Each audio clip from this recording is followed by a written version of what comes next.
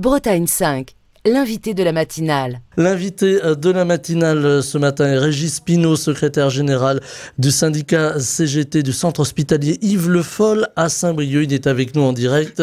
Je l'en remercie. Bonjour. Bonjour à vous de m'avoir invité.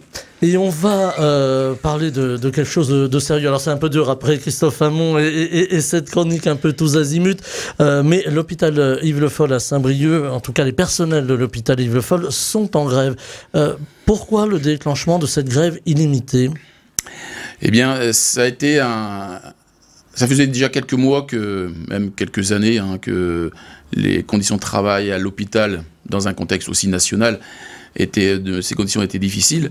Cependant, sur Saint-Brieuc, le déclencheur a été un certain mépris de notre direction, un manque de dialogue social sur des questions importantes que sont le recrutement, les conditions de travail et aussi bientôt la fusion qui va avoir lieu entre l'hôpital de Saint-Brieuc, l'hôpital de Paimpol et l'hôpital de Tréguier. Donc dans un contexte de dialogue social inexistant et de mépris, on a décidé en intersyndical, donc les 4 organisations syndicales, de déposer un préavis de grève. Et de toute façon, c'était déjà une situation qui était très critique. Donc c'est pour cette raison, ça a été la goutte d'eau. On sent les personnels à bout quand on discute avec des hospitaliers, avec des infirmières, avec tous les personnels finalement à quelque niveau que ce soit. On sent des personnels à bout, un hôpital très en tension et par exemple des services d'urgence débordés. Est-ce qu'à un moment il va y avoir un point de rupture finalement ? Est-ce que ça va casser comme l'on dit ? Eh bien, je vais vous dire une chose, le point de rupture il est atteint. Il est atteint puisque des agents partent de l'hôpital, des soignants et des non-soignants. Mais là, vous me parlez des urgences, donc oui, il y a des soignants qui partent, que ce soit aux urgences ou dans les services de soins, puisqu'il ne faut pas oublier ces services de soins. Le service des urgences, lui, la porte d'entrée de l'hôpital. N'oublions pas ces services de soins. Mais le point de rupture, il est déjà acté. Donc c'est c'est justement le double enjeu, c'est de maintenir, du moins d'essayer de garder les agents qui sont en place. Et deuxièmement, c'est d'améliorer les conditions de travail pour éviter qu'ils partent. Les jeunes ne se tournent plus vers l'hôpital. Je dis les jeunes par référence au remplacement naturel du personnel. Ça n'attire plus l'hôpital aujourd'hui ? Je vais vous dire, c'est plutôt les métiers. Alors c'est vrai que l'hôpital attire moins, mais aussi on a tellement décrié l'hôpital public que peut-être aussi naturellement ils s'orientent sur autre chose. En tout cas, on a quand même encore des gens qui ont cette vocation. C'est surtout ça, sur cet aspect qu'il faut rester. Mais oui, on a tendance, à force de parler dans notre cercle familial, professionnel ou autre, des difficultés à l'hôpital. Et naturellement, on a moins peut-être de postulants. Mais il faut justement aller sur une autre dynamique. Il faut inverser cette tendance pour dire qu'à l'hôpital, on peut bien travailler, on peut assumer notre vocation. Il faut justement inverser cette tendance, oui. Comment, alors, question générale, je pense que vous n'aurez pas forcément la réponse complète ce matin, Régis Pinault, mais comment en est-on arrivé là ? On avait quand même un service hospitalier public exemplaire en France. Bon, des fois, il y avait des petits bugs, comme on dit, mais dans l'ensemble, ça fonctionnait bien. Comment en est-on arrivé là, pardon ? Eh bien, ça fonctionnait bien, on va dire, jusqu'à peu près il y a une quinzaine d'années. Du moins, ça a commencé il y a une quinzaine d'années, où on a instauré cette tarification à l'acte, et d'année en année, un budget qui n'était pas à la hauteur de nos besoins. Et donc, on a accepté, entre guillemets, cette baisse de budget, mais là on est à un point de rupture, puisqu'on a accepté certaines choses. Quand je dis c'est un contexte national, on a accepté beaucoup de choses que là on peut plus accepter. Donc c'est le budget de l'hôpital public qui n'est pas à la hauteur de nos besoins. Pour exemple, avant par exemple les soignants de nuit, je prends un exemple, actuellement ne peuvent pas travailler de la même façon qu'il y a 20 ou 30 ans. Les patients que nous avons actuellement sont beaucoup plus lourds et demandent de la spécificité par rapport à il y a 15, 20 ans ou 30 ans. Et c'est pour cette raison que sur Saint-Brieuc, on demande au plan local une transformation des heures supplémentaires en poste de recrutement, en recrutement, pour justement pallier à cet état de fait. Pour pouvoir aussi avoir du sang neuf, permettez-moi le terme, mais plus de personnel. Tout à fait, même si on sait qu'actuellement on a un problème de recrutement, mais au moins actons ces recrutements, même si on aura des difficultés à les recruter d'emblée, il faudra oui acter ces choses pour que on puisse travailler correctement. Alors vous parliez de fusion tout à l'heure, on entend beaucoup ce mot fusion, mutualisation dans l'hôpital en règle générale un peu partout en France. Est-ce que c'est bon la fusion de plusieurs hôpitaux? Est-ce que ça rend plus efficace ou au contraire ça désorganise? Eh bien, pour avoir interrogé des hospitaliers d'autres régions ou de départements, aucune fusion n'a été bénéfique. Elle n'a été bénéfique que pour l'ARS, pour notre ministère, puisque en fusionnant, en mutualisant, eux, ils font des économies. Alors, on peut l'entendre au début, ça peut être des économies de matériel en commun, ça, on peut l'entendre.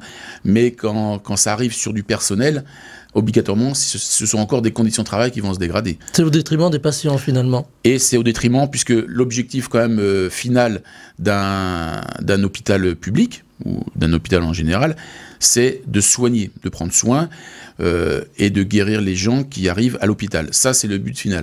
Pour y arriver, nous avons du personnel qui doit être bien formé et avec des bonnes conditions de travail. Là, actuellement, ce n'est pas le cas. Et dans le cadre de la fusion, on risque de dégrader encore ces conditions.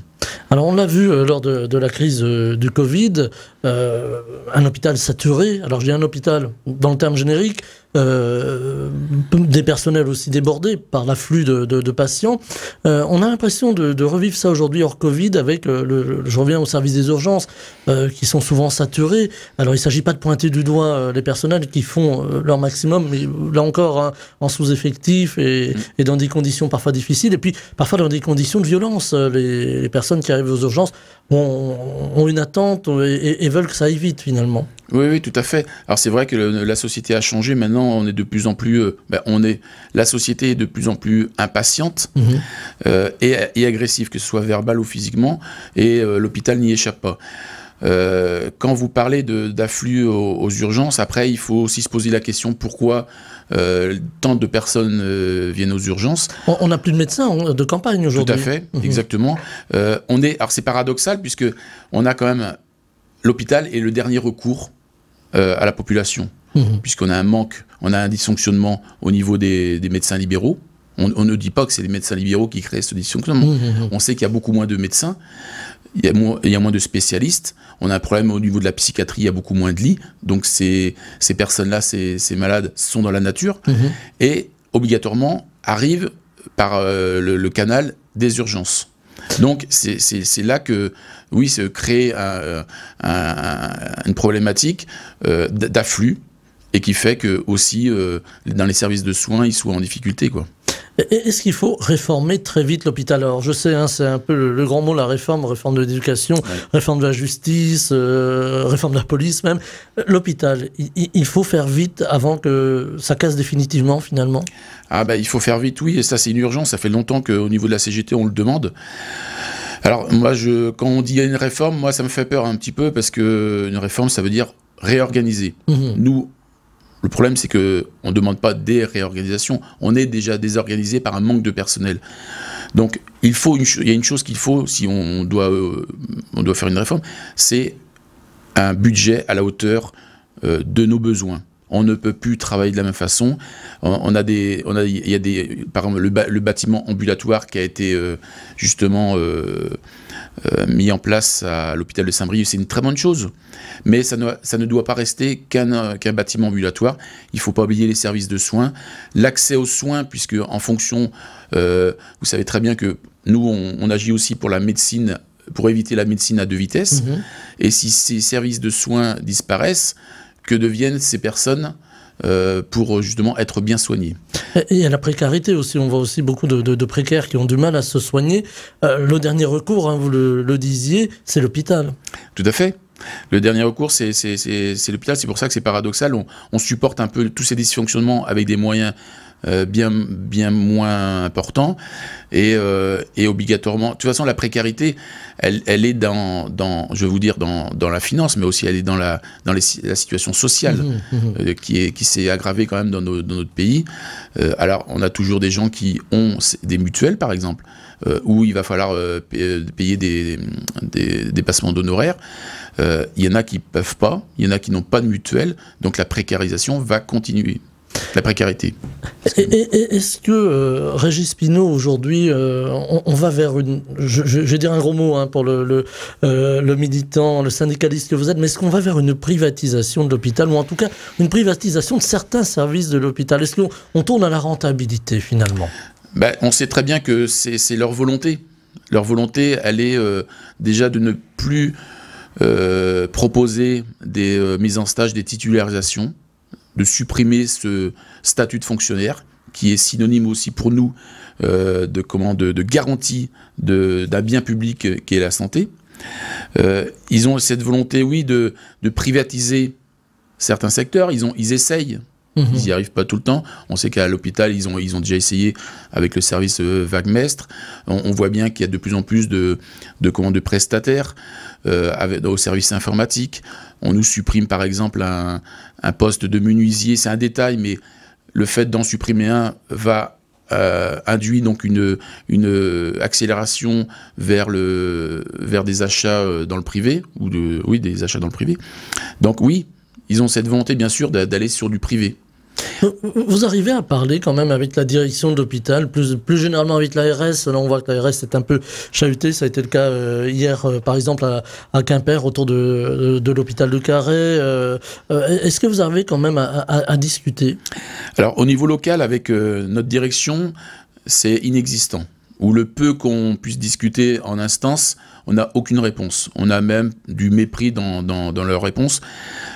Au niveau de l'ARS, par exemple, Madame Noguera, qui est donc la directrice de l'ARS Bretagne, l'Agence régionale de santé de Bretagne, donc est venue sur l'hôpital de Saint-Brieuc. On a pu avoir un entretien avec elle, avec la CGT. Elle a écouté. Voilà, elle a écouté. On a quand même listé toutes les problématiques. Voilà, on n'a eu aucun signe de volonté de sa part d'amélioration. On se dirige vers une grève qui peut durer, alors grève illimitée, je dis pour nos auditeurs, qui a débuté hier avec l'intersyndicale de l'hôpital Yves Le Foll à Saint-Brieuc. On se dirige vers une grève illimitée qui peut être dure, alors qui n'aura pas de conséquences, j'imagine, sur les patients, évidemment, mais oui. ça peut être dur. Non, dans le sens où déjà... on a le service minimum. Donc déjà, toute personne qui se mettra en grève, on va dire une bonne partie seront assignés, donc ils seront sur leur poste de travail. Donc c'est aussi une des raisons pour lesquelles on est moins visible. Après, il va falloir qu'on aille sur d'autres actions. On sait qu'il va falloir aller au niveau de l'ARS, l'antenne départementale sur Saint-Brieuc. Il faut aussi sensibiliser la population, les usagers. C'est très important puisqu'on sera tous amenés un jour ou l'autre à aller sur l'hôpital public, même s'il existe des établissements privés. Mais pour une bonne partie, c'est quand même sur l'hôpital public qu'on se dirige.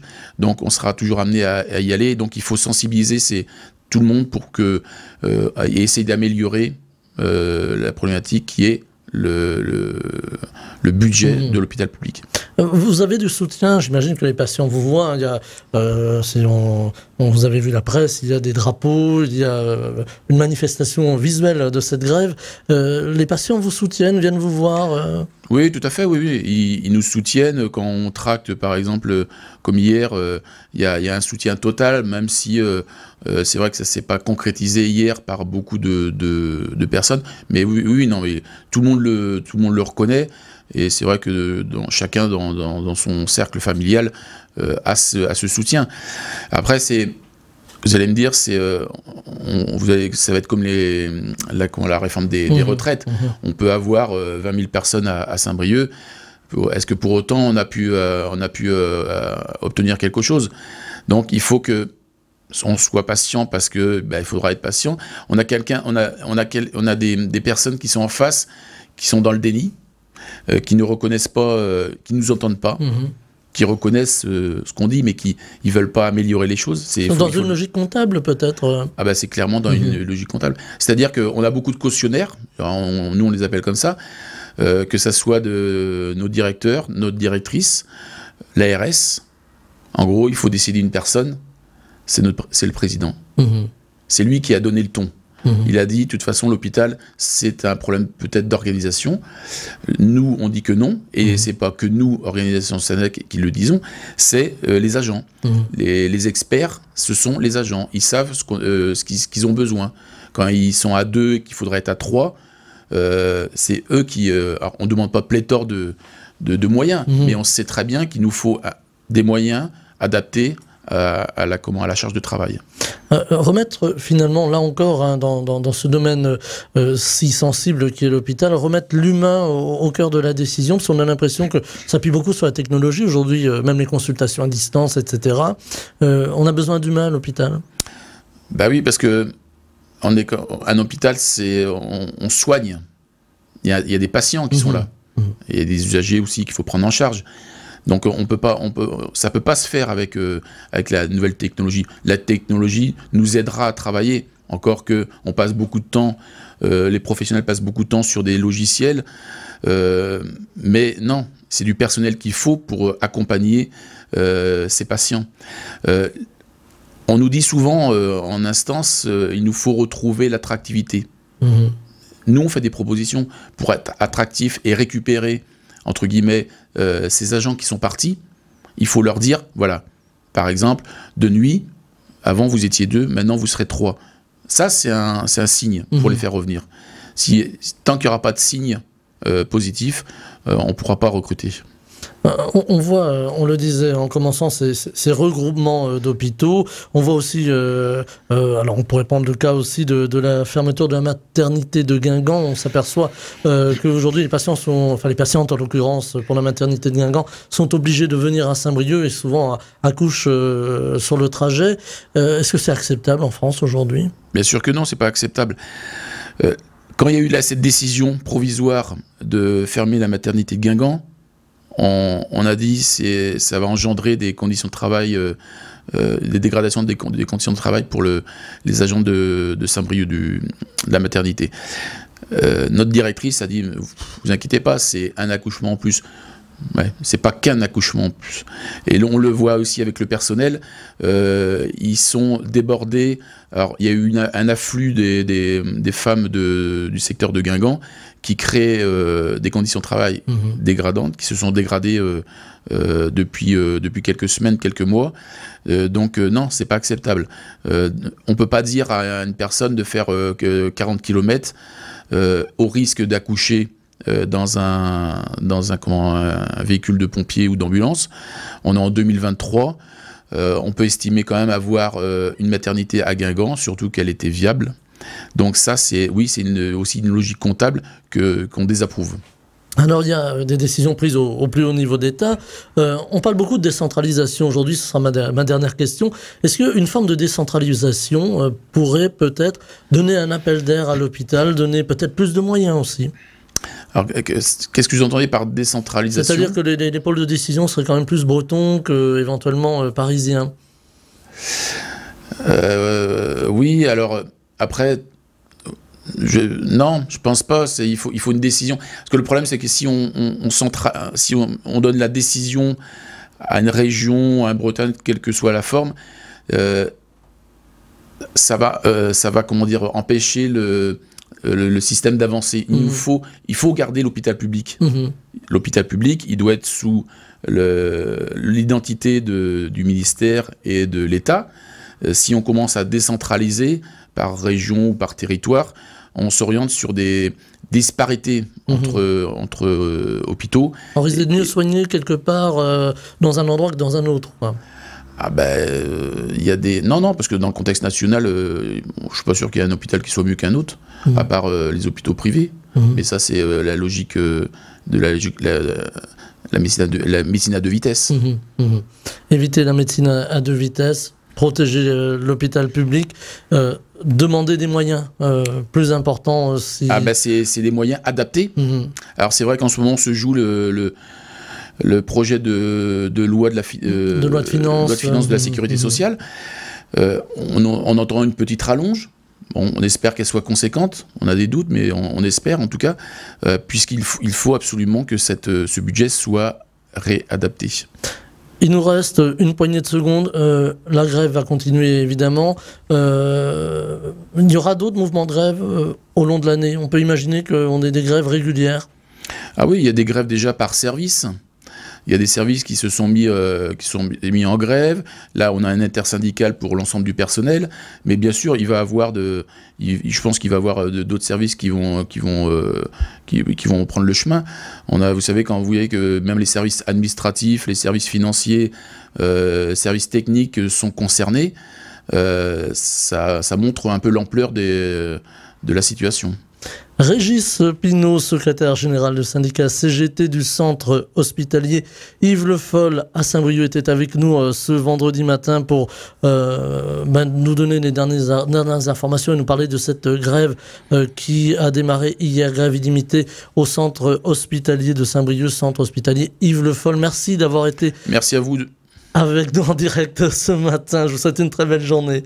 Merci, bonne journée. Bretagne 5 matin, Stéphane Hamon.